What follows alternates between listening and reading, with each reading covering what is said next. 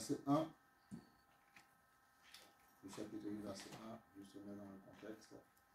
On a dit ce matin, et comme on commençait, on a expliqué que Jésus n'a rien contre l'intelligence. Amen. Parce que si tu as compris que c'est Dieu qui t'a... C'est ça qu'il faut comprendre. Le diable n'a rien créé. Dis-moi Amen. Amen. Il n'a rien créé. Il prend de ce que Dieu a créé pour justement se servir.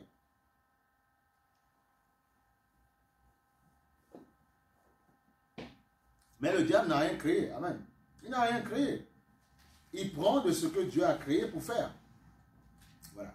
Et les hommes non plus prennent de ce que Dieu a créé. Dieu a mis des minéraux sur la terre. Ok? Et les hommes s'en servent pour pouvoir justement créer voilà, des choses que nous utilisons sur la terre. Amen. Mais tout ça, c'est la création de Dieu. Vous devez être à l'aise avec ça. Une fois que vous avez compris ça, vous avez tout compris. Voilà. Donc, chapitre 8, verset 1. Il faut comprendre ces choses-là. Il faut comprendre ça. Et une fois qu'on a compris ça, on réussit. On avance. On avance. On avance. Amen. On avance. On avance. Amen. Il faut comprendre ces choses-là. Et on a dit que Dieu voulait que son peuple soit prospère à tous égards. Mais oui, parce qu'il le sait. Et il sait que l'ennemi va utiliser toutes sortes de stratégies. Si toi et moi, si nous sommes tous frappés financièrement, on peut dire ce qu'on veut. Mais on ne peut pas dire au propriétaire, oui, mais ceci, voilà, cela. Il va nous dire gentiment, partez. C'est tout. Vous ne pouvez pas subvenir. Partez. Il y a des gens qui étaient là avant nous, qui n'ont pas pu subvenir. Ils sont partis.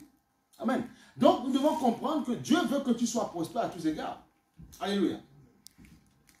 Dieu veut que tu sois prospère. Maintenant, ça peut arriver que tu passes par un état de, bon, malheureusement, de pauvreté, tout ça. Mais Dieu ne veut pas que tu... Dieu veut que tu sois prospère. Ça ne veut pas dire que celui qui est pauvre ne sera pas sauvé. Mais Dieu veut que tu contribues à l'avancée de ce royaume. Dieu veut que tu contribues à l'avancée de l'évangile. Amen. Aujourd'hui, vous avez des ministères qui envoient dans des satellites les informations que vous recevez, même en Afrique et tout ça. On est content dans les hôtels de recevoir l'évangile. Mais c'est envoyé par satellite, dans les bouquets de télévision. Mais parce qu'il faut l'argent pour ça. Amen ou pas amen? Amen. Si je vous explique comment certains obtiennent pour pouvoir faire ces choses-là, vous allez être surpris. Mais parce qu'il y en a besoin pour faire, justement. On n'a pas le choix. Donc, Dieu n'est pas, on a dit au début, avant de commencer, Dieu n'est pas contre, justement, le fait que quelqu'un puisse avoir de l'argent, puisque, justement, je disais à quelqu'un d'autre, en fait, ce que Dieu veut, c'est que tu puisses savoir ventiler ton argent, que tu ne manges pas tout seul. C'est tout ce que Dieu veut. Ça veut dire que tu deviens ce qu'on appelle un créateur de richesse. Alléluia. Voilà pourquoi on continue sur le thème, sois conscient. En fait, si tu n'es pas conscient de certaines choses, tu ne vas pas réussir. C'est ce qui fait que beaucoup de jeunes aujourd'hui, même quand ils vont faire des études, ils vont dire, ouais, mais l'évangile, Dieu, non, ça va ensemble. Dieu n'est pas contre ton intelligence, et puisque c'est lui qui te l'a donné. Amen. Si on a compris que Dieu, c'est lui qui nous a donné, nous sommes esprit, âme et corps. C'est ce que nous disons. Et nous disons que Dieu nous a créés. Et nous disons que Adam était informe et vide. Il a créé Adam, il a modelé, et puis il a soufflé. Tant qu'il ne souffle pas dans les narines d'Adam, Adam reste un bout de chair allongé par terre. Amen ou pas amen? Il a soufflé, il devient un être vivant. Doué d'intelligence, doué de système de pensée. Donc l'intelligence que tu as, toi et moi, que nous avons, c'est Dieu qui nous l'a donné. Il ne peut pas être contre ça. Là où il aura une opposition, c'est quand la même intelligence qu'il a donnée dira, Dieu n'existe pas, et puis voilà. Non, là il dira, c'est là où il rentre en opposition avec toi. Mais Dieu ne contredit pas le fait de l'adorer, de l'aimer, de le célébrer, amen, et puis de pouvoir, d'être intelligent, de réfléchir, de créer pas mal de choses, et de pouvoir l'adorer, et de pouvoir, Dieu n'est pas contre l'intelligence, puisque c'est lui, il ne peut pas être contre ce qu'il a créé, amen. Amen. Même des gens qui avaient créé de belles figures, de figures comme ça, il a dit, il décrit, David était un homme de belles, mais c'est lui qui a tout créé ça, c'est lui qui a créé, il a créé tout, il aime tout ce qu'il a créé, amen. Amen. Il aime les courts, les grands, les petits. Il aime tout ce qu'il a créé. Amen. Alléluia. C'est nous qui ne comprenons pas et nous nous moquons des gens.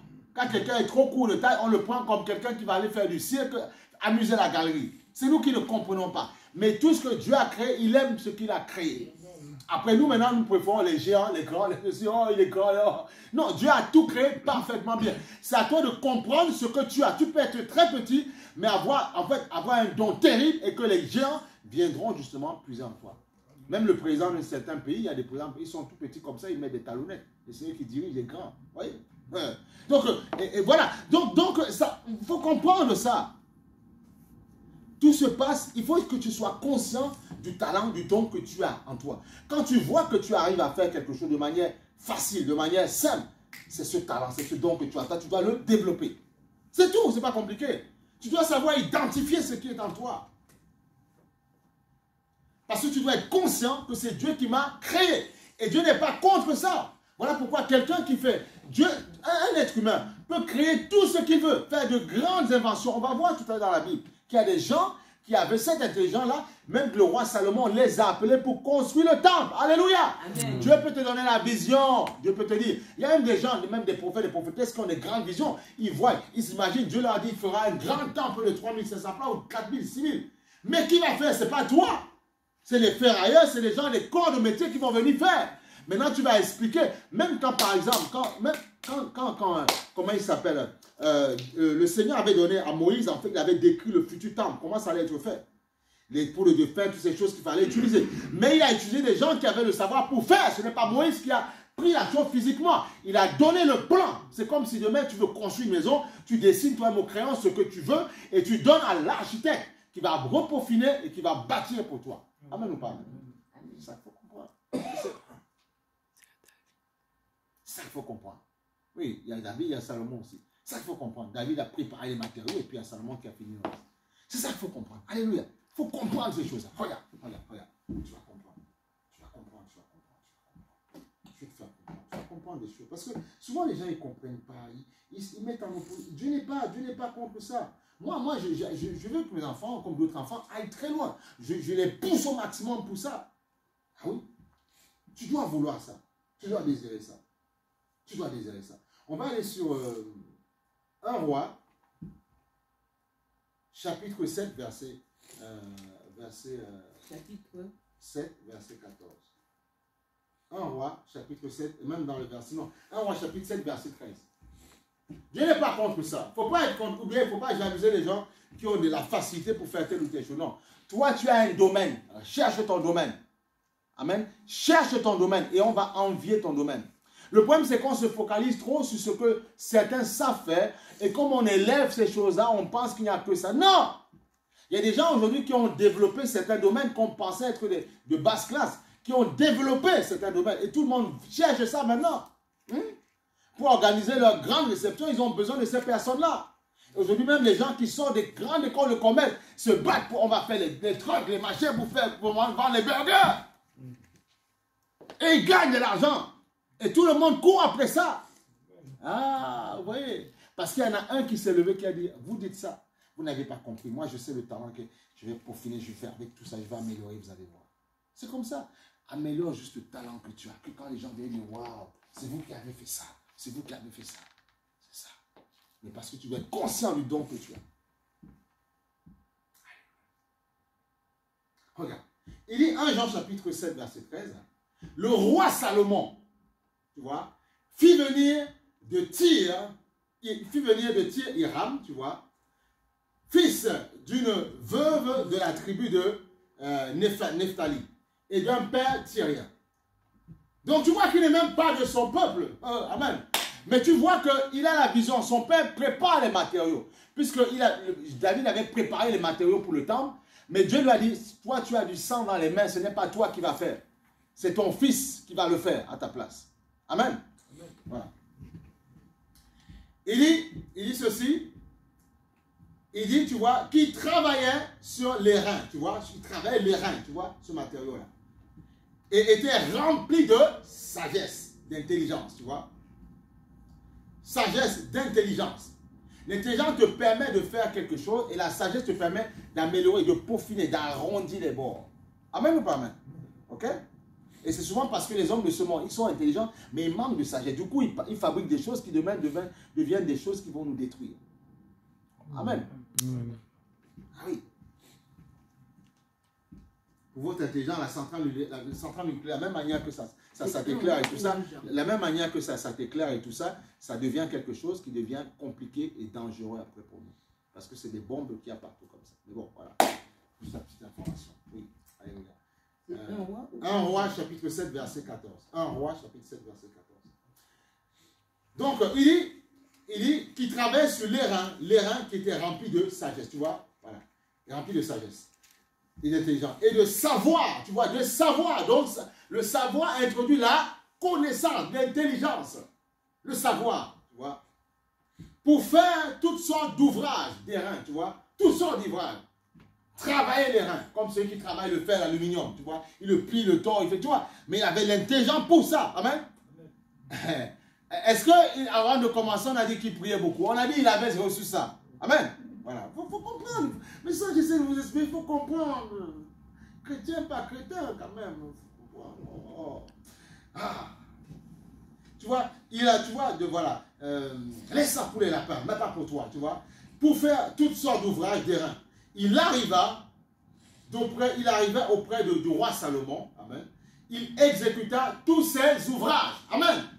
Dis-moi amen. Amen. Oh. Il fit les 2 colonnes des reins, tu vois. La première avait 18 coudées, tu vois, de hauteur. C'était l'unité de mesure qu'on employait. Aujourd'hui, c'est les mètres et tout, mais c'était les coudées. Voilà. Voilà. Et un fil de 12 coudées mesurait la circonférence de la seconde. Voilà. Tu vois, même là-dedans, on parle maths, on parle tellement de choses. Tu vois. Enfin, il n'a pas besoin de t'embrouiller, tu ne comprends pas. Tu vois. Bon. Il fondit 2 chapiteaux d'airain pour mettre sur les sommets des colonnes. Le premier avait 5 coudées de hauteur, 5 mètres de hauteur, et le second avait 5 coudées de hauteur. Amen ou pas amen? Voilà. Il fit des treillis en forme de réseau, tu vois, des festons façonnés, tu vois, en chaînettes, tu vois, pour les chapiteaux qui étaient sur les sommets des colonnes, 7 pour les premiers chapiteaux, voilà, bon bref, on va passer, tu vois, il fit 2 rangs de grenades, tu vois, il explique toutes ces choses-là, il explique des chapiteaux qui étaient au sommet, tu vois, c'est lui qui a bâti ça par la connaissance qu'il avait reçue, amen. Voilà. Il dressa, dans le verset 21, il dressa des colonnes dans le portique. Mais tout ça, c'est avec l'intelligence du temple, tu vois. Il dressa des colonnes de droite et nomma Jacquin, tu vois. Puis il dressa des colonnes de droite et nomma Boaz. Tu vois, c'est un Boaz, on sait que Boaz était marié à la belle-fille de Ruth, tu vois. Et on voit Boaz, c'était l'un des... c'est par là. Et le roi David est sorti de là. Et puis Jésus et tout ça. Amen. Donc, on ne donne pas des noms par hasard. Ça, c'est ce qu'il faut. Voilà. Il y avait sur le sommet des colonnes et un travail fulgurant. Ainsi fut achevé l'ouvrage des colonnes. Amen. Voilà. Amen. Voilà. Donc on voit que pour faire ça, il était rempli d'intelligence et de sagesse. Amen. Salomon était un homme de prière, était un prophète, tu vois, il cherchait Dieu, mais il a eu besoin de l'association de cette personne-là pour faire. Et on me pourrait dire, Seigneur, mais c'est quelqu'un qui n'est peut-être pas en toi, mais qui fait ça. Mais ça veut dire quoi, Seigneur? Dieu lui a rempli d'intelligence pour le faire. Et ça confirme le passage qui dit que Dieu fait pleuvoir sur les bons comme les mauvais. Donc on voit que Dieu n'est pas contre l'intelligence de l'homme. Pas du tout, pas du tout. Tant que cet homme lui donne gloire, c'est tout. Mais du moment où tu as la même intelligence pour t'opposer à Dieu, Dieu dit non, mais il y a un problème. C'est là que Dieu est contre toi. Dieu ne te comprend pas. Parce que la même intelligence, elle va t'égarer. C'est une folie pour toi. Parce que le jour où tu vas tomber malade, tu vas mourir, ton intelligence ne pourra pas t'attraper. Les millions de dollars que tu as gagnés avec tes bitcoins, toutes ces choses, ne vont pas pouvoir t'attraper. Alléluia. Le monde dans lequel on va, c'est ça, les bitcoins, l'argent digital. C'est là où on va, bien aimé. Voilà, c'est tout. Donc il ne faut plus dire je ne sais pas comment. Tu dois apprendre, cherche à apprendre, cherche à connaître. Voilà. N'utilise pas juste ton téléphone pour voir du contenu. Cherche à avoir la connaissance. Voilà. Comment faire ci, comment faire. Cherche à comprendre certaines choses. Pas pour te glorifier, mais pour comprendre pour ta vie, toi-même, futur. Amen. Amen. Voilà. Cherche à avoir le savoir. Et le Seigneur il a dit dans le livre de Daniel que dans la fin des temps, il dit n'ouvre pas encore les livres les livres, ferme encore. Mais à la fin des temps, l'intelligence va se multiplier. Tu ouvriras à la fin. Et on voit que qu'on soit dans le monde, dans le Seigneur, l'intelligence est développée. Ce que je sais aujourd'hui dans le Seigneur, je ne le savais pas hier. Mais le Saint-Esprit décuple l'intelligence aujourd'hui. Il y a avant, quand parfois un bien-aimé pouvait avoir l'argent dans l'église, les gens ils combattaient ça. On pouvait combattre les gens qui avaient un cerveau. Parfois, on dit, ouais, ton intelligence, tu vas nous égarer avec ça. Alors que Dieu n'est pas contre ça. Mais c'est que c'était un manque de connaissance. Les gens ne comprenaient pas ça. Et aujourd'hui, Dieu ouvre l'intelligence pour dire, mes enfants, non, allez-y, priez-moi que je vous garde justement. C'est vrai que l'ennemi a mis ses pions là-dedans, mais je peux vous garder et vous élever. Parce que la Bible dit, vous serez les premiers et non les derniers. Et ce n'est pas en prière, non, parce que le monde ne prie pas. Mais tu es devant, tu es premier devant quelqu'un qui fait la même matière que toi. Amen ou pas amen? Je suis à l'école. On travaille tous dans le même cursus. Moi, j'arrive à avoir 18. Toi, tu as 12 ou 2 ou 5. Mais je suis devant toi. Je suis premier. Amen. Mais dans ce qu'on sait faire. Donc, tu seras devant le monde, pas en prière. Le monde ne prie pas. Toi, tu pries pour avoir la force, la grâce de nettoyer l'espace afin que justement, par ta prière, que ton cerveau puisse être bien huilé et que tu sois devant les autres. C'est ça qu'il faut comprendre. C'est ça la clé, la prière. Une fois que tu as compris ça, tu es tranquille et tu comprends que j'ai envie ou pas, que je sois fatigué ou pas, je dois prier. Pourquoi? Parce que c'est mon art. Pourquoi? Parce que quand je prends mon train, l'ennemi peut mettre un croche-patte, on sait là. Il y a des gens qui sont levés le matin, on dit, je gère, tranquille. Pain au beurre, croissant, tout ça. Et tout ça, je gère, je contrôle. Et puis, paf, ils se font piéger devant. Mais quand tu pries, tu nettoies l'espace. Tu remets ta journée au Seigneur. Et là où, même dans ton entreprise, là où il y a des pièges, le Seigneur va à chaque fois t'aider en fait à t'en sortir. Regarde, tu n'es pas compris ça. Regarde. On va aller rapidement sur, sur Daniel, chapitre 1. Daniel, chapitre 1, verset 4. Voilà. Verset 4. Voilà, verset 4. C'est dans le roi des Nabuchodonosor. Voilà. Quand ils ont choisi les hommes de famille, regarde. On va même aller sur le verset 3.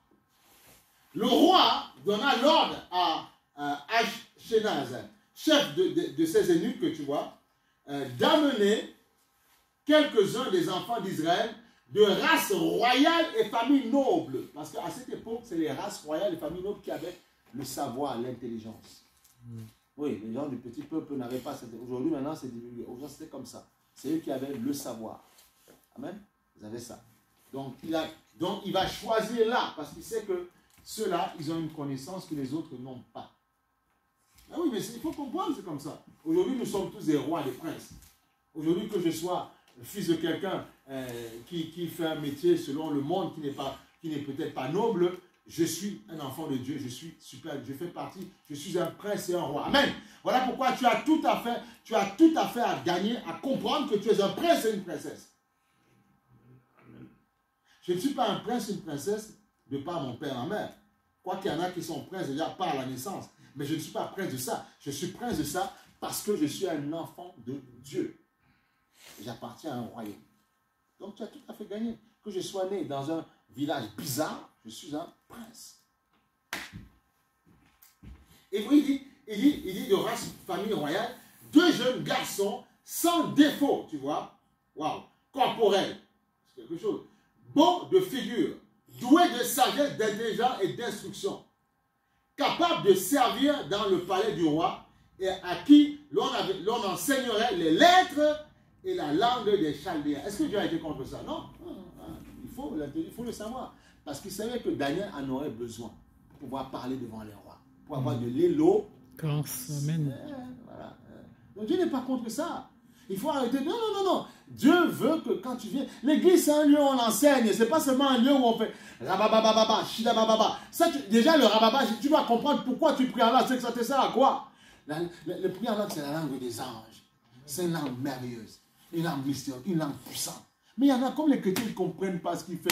Ils n'ont pas de puissance. Moi, quand je démarre en langue, ça me fait rentrer dans une autre dimension. Et quand je commence à prier dans ma langue normale, mais je suis à un autre espace. Parce que j'ai compris la puissance de la prière en langue. Je prie avec le langage des anges. Le diable ne comprend pas. C'est un réseau fermé, hybride. C'est fermé. C'est codé. Seul Dieu comprend. Et le diable ne peut pas faire interférence. Tu comprends? C'est ça la prière en langue. Donc aspire aussi à évoluer en langue. Aspire aussi de 2 mots que tu connais à améliorer ton langage. Un enfant, un bébé, c'est pour ça qu'il y a des gens, ils prennent là, c'est toujours le même mot. Non, il faut évoluer un peu. Un enfant, quand il ment, il prend les pauvres blédina. Au bout d'un moment, il ment, il prend autre chose. Il dit Aaron, Aaron, mais après il s'est dit papa, maman et tout ça. Il améliore son langage.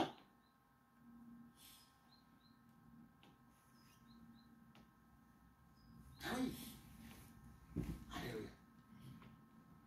Que Dieu nous permette d'ouvrir notre intelligence, notre cerveau, pour que nous comprenions les mystères.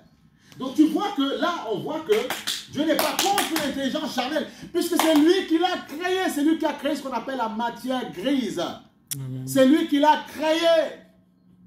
Donc il y a des gens, même à 60 ans, à 70 ans, tu peux aspirer à vouloir comprendre autre chose. Je connais des gens même à 50 ans, parce que c'est 60 ans, ils ont voulu même se réinscrire en faculté pour apprendre la médecine ou être avocat. Alors que ce n'est pas ce qu'ils avaient fait. Juste pour apprendre, parce qu'il y en a qui sont plus, ils veulent juste envie de développer son intelligence. C'est tout. Voilà. Donc ce n'est pas un péché de faire ça.